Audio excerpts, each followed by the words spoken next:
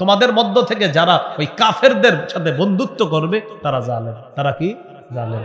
কোন মুসলমান যদি মুসলমানের বিরুদ্ধে কোন মুশরিককে সহযোগিতা করে, ঈমান নষ্ট হয়ে যাবে। মানে এক মুসলমান আরেক মুসলমানের বিরুদ্ধে সহযোগিতা কাদেরকে করতেছে? মুশরিককে। কেন? আমার ওই ভাইয়ের বিরুদ্ধে মুশরিক আছে, ওরে আমি সহযোগিতা করতেছি, ঈমান নষ্ট হয়ে যাবে। সূরা তাওবা আল্লাহ তাআলা বলেন, ইয়া আইয়ুহাল্লাযীনা আমানু লা তাত্তাখিযু আবাআকুম ওয়া ইখওয়ানাকুম আউলিয়া ইন ইসতাহাব্বুল কুফরা আলাল ঈমান। আল্লাহ তাআলা বলেন, যদি তোমাদের বাবা, যদি তোমাদের ভাইও ঈমানের উপর কুফরকে প্রাধান্য দেয়, তাদেরকেও তোমরা অভিভাবক রূপে গ্রহণ করবে না। কি বলতেছে? তোমার বাপও যদি ঈমানের উপর কুফরকে প্রাধান্য দেয়, এই বাপকে অভিভাবক রূপে গ্রহণ করবা না, ভাইকে অভিভাবক রূপে গ্রহণ করবা না, তারা যদি কুফরের উপর ঈমানকে প্রাধান্য দেয়।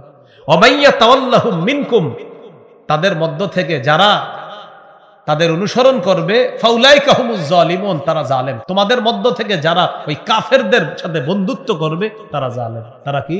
জালেম।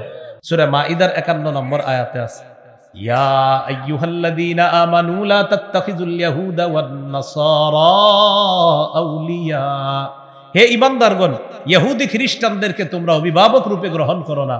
বাদুহুম আউলিয়াউ বাদ, তারা একে অপরের অভিভাবক।